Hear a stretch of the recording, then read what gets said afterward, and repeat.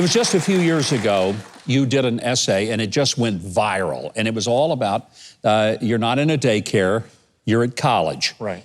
And people just stood and applauded because you were saying something that no other university president I know had the courage to say. And that is, if you go to a college, grow up and act like you're supposed to be challenged. I essentially said, this is a university, it's not a daycare. If you expect to be coddled rather than confronted, if you expect me to make you feel comfortable in your childishness, in your immaturity, rather than have me challenge you, then go someplace else. This is a university, it's not a daycare. And people cared. Actually, that kind of went viral, and you had me on your show to discuss that in a book that I wrote that was a summary of that whole story, and it was titled, Not a Daycare, The Devastating Consequences of Abandoning Truth. And this book is a sequel to that. It follows up on that story. There is a problem in this country with people who are afraid to hear something they don't agree with.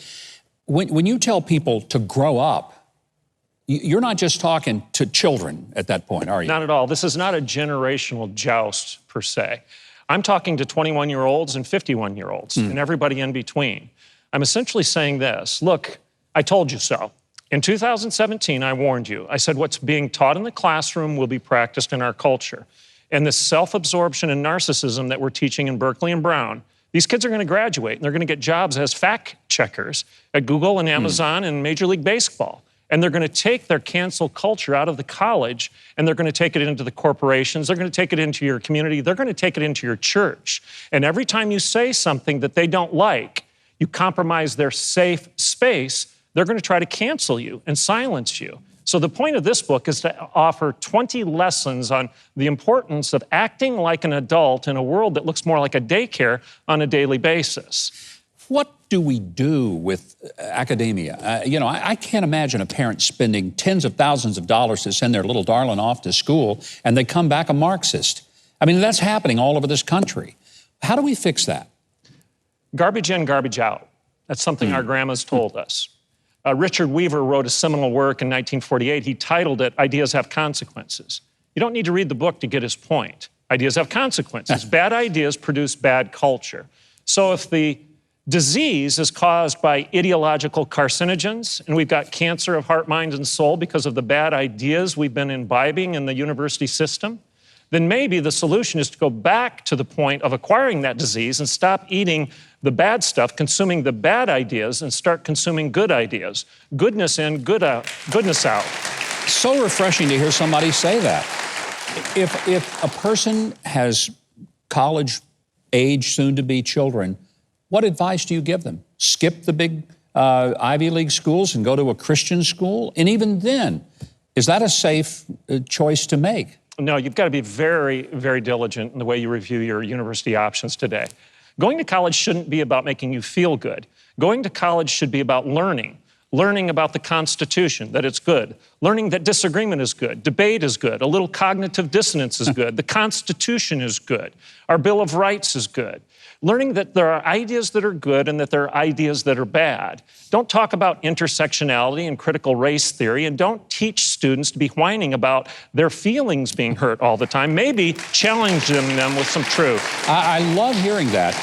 We hear so much today about critical race theory. For the uninitiated, what's the simple explanation of what that means? It's your fault. It's not mine. It's blame. It's selfishness. It's self-absorption. You offended me. I want my pound of flesh. It's a childish way of thinking. It's not the way a mature adult functions. You have a subtitle here, the title of the book, Grow Up, but life isn't safe, but it's good.